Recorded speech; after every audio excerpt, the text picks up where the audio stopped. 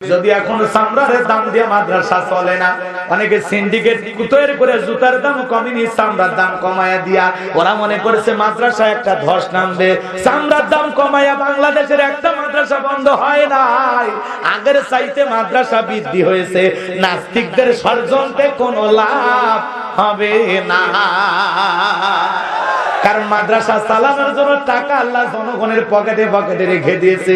Chairman ভাইয়ের পকেটে মাদ্রাসা মসজিদে চালানোর জন্য টাকা আছে না নাই? হুজুরের পকেটে আছে না নাই? আমার পকেটে আছে না নাই? আপনাদের পকেটে আছে না নাই?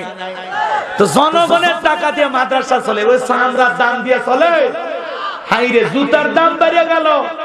এই জুতার চামড়ার দাম, একটা চামড়া 150 টাকা 200 টাকা, লক্ষ টাকার গরুর চামড়া 150 টাকা 200 টাকা 300 টাকা।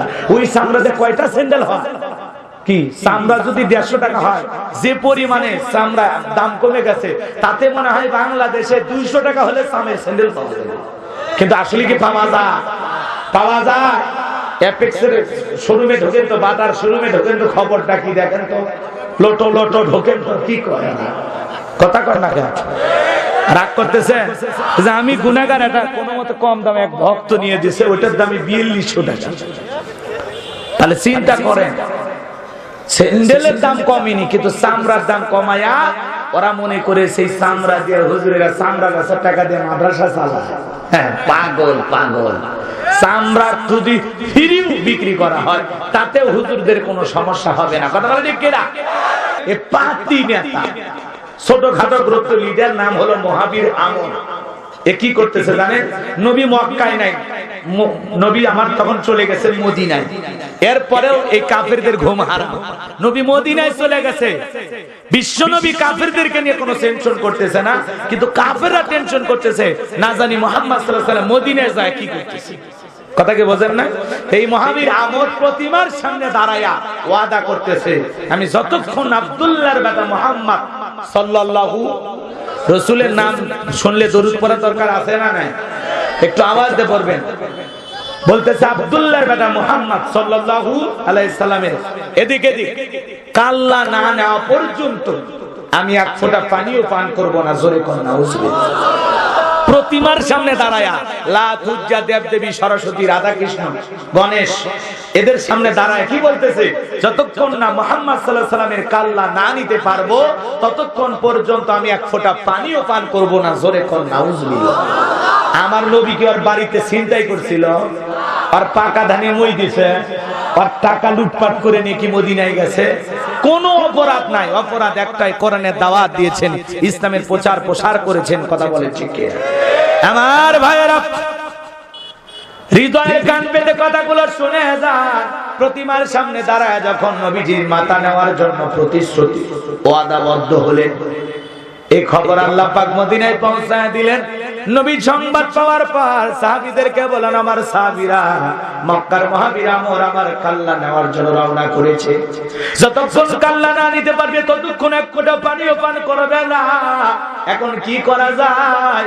নবীজির নরম সাহাবী হযরত ওসমান ডেকে বলে, নবী গো, আপনি আল্লাহর এত বড় নবী, আল্লাহর কাছে দোয়া করেন, আমর যেন আপনার কাছে পৌঁছার আগে আল্লাহ পাক যেন তার হাত পা প্যারালাইজ করে যায়, হাত পা যেন অবশ হয়ে যায়।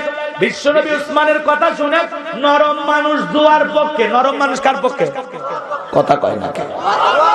হযরত উসমানের কথা শুনে বিশ্বনবী হাত তুলে দোয়া করতেছেন, আল্লাহ, মক্কার মহাবীর আমর আমার মাথা নেওয়ার জন্য রওনা করেছে, আপনি আমরের হাত পা এতটুকু শুধু বলেছেন। আমার আল্লাহ আসমান থেকে বলে, জিবরাইল, আর করিস না দেরি, নবীজিকে জানায়া দে আমি আল্লাহ পাক শুধু দুই হাত দোয়া করার জন্য দেই নাই।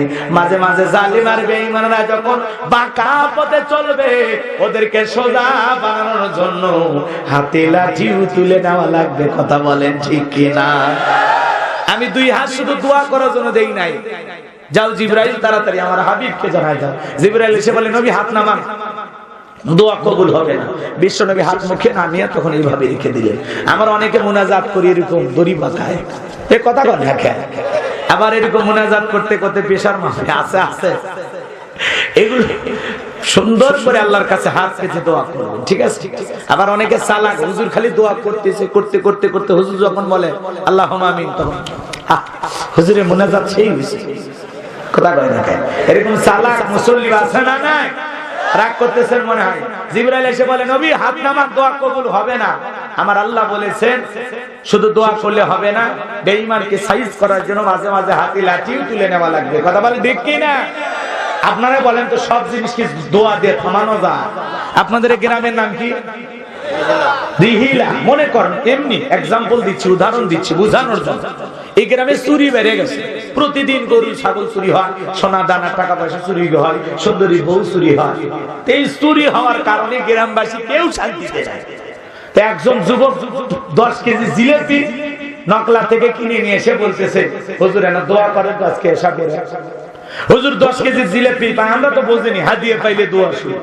হুজুর দোয়া করতেছে, আল্লাহ এর রিহিলা এই গ্রামের মানুষকে চোরের হাত থেকে হেফাজত করো। চোর তো 2-4 জন ওই গ্রামেরও আছে, ওরাও হাত তুলে বলতেছে আমিন আমিন আমিন। জিলেপি খাবার আশায় চোর মুসল্লি সবাই বলতেছে আমিন। হুজুর যদি ওই জায়গায় দোয়া না করে বলতো, এই রিহিলার যুবকেরা, দোয়া মুনাজাত দিয়ে চোরকে থামানো যাবে না। কি করতে হবে? এই গ্রামে ঢোকার 4টা রাস্তা আছে, এই 4 রাস্তার মোড়ে মোড়ে মাগরিব থেকে ফজর পর্যন্ত বাংলার লাঠি নিয়ে 4 জন করে যুবক সারা রাত জেগে পাহারা দেওয়া লাগবে। চোরকে দেখা মাত্রই বাংলার লাঠি দিয়া বাংলা ওয়াজ করে ছেড়ে দেওয়া লাগবে। চোর হাত তুলে আমিন কইতো না, তওবা করে ভালো হইতো। তো সব সময় দোয়া দিয়ে কাজ হয় না, কথা কি বুঝতে পারছেন? দোয়া দিয়ে হয় না। দোয়া দিয়ে চুরি বন্ধ হবে। চুরি, ডাকাতি, দুর্নীতি, ধর্ষণ, খুন, রাহাজানি, টেন্ডারবাজি এগুলো বন্ধ করতে হলে আল্লাহর আইন সমাজে চালু করতে হবে। কথা বল ঠিক কিনা? আল্লাহর আইন চালু হবে যখন ধর্ষণ মুক্ত বাংলাদেশ গড়তে পারবেন তখন। আল্লাহর আইন দিয়ে বিচার করা হবে যখন চোর মুক্ত বাংলাদেশ গড়তে পারবেন তখন। আল্লাহর আইন ছাড়া চুরি, দুর্নীতি, ডাকাতি, খুন, ধর্ষণ বন্ধ হতে পারে না। মানুষের তৈরি করা আইন দিয়ে 1 ইঞ্চি মাটিতে কঠিন কালে কেউ শান্তি প্রতিষ্ঠিত করতে পারবে না। শান্তির বার্তার কাছে যাওয়া লাগবে। কথা মানে ভুলে গেছে। বিশ্বনবী ডেকে বলে জিবরাইল, তাকে কি করা যায়? জিবরাইল ডেকে বলে, নবী গো, আপনার সাহাবীদের মধ্যে এমন কেউ আছে, তাদেরকে ঘোষণা করে বলেন, ও আমার সাহাবীরা, কেউ কে আছে আমরের মোকাবেলা করবা? বিশ্বনবী জিবরাইলের কথা শুনে ডেকে বলে, আমার সাহাবীরা, মক্কার মুহাজির আমার মাথা নেওয়ার জন্য রওনা করেছে, তোমাদের মধ্যে কেউ কে আছে আমরের মোকাবেলা করবা? বিশ্বনবীর কোন সাহাবী দাঁড়ায় না, হযরত আলী দাঁড়িয়ে গেছে, বলেন আল্লাহু আকবার। নবী ডেকে বলে, আলী রে, তুমি ছোট মানুষ, না বুঝেই কেন দাঁড়াও? হযরত আলীর বয়স তখন কম। বিশ্বনবী ডেকে বলে, আলী তুমি বসো। তুমি কি জানো ওই মক্কার মুহাজির আমর এক বেলা খাবার খাইয়ে 21 কেজি, কয় কেজি? এক বেলা খাবার খাইয়ে 21 কেজি 3.5 মণ ওজনের তরবারি নিয়ে যুদ্ধ করে এত বড় বীর, এত বড় বীরের সামনে তুমি ছোট মানুষ কেমনে যাইবা? বসো। নবী দ্বিতীয়বার বলে, আমার সাহাবীরা, কেউ কি আসো আমাদের মোকাবেলা করবা? আবারও হযরত আলী দাঁড়ায় গেছে।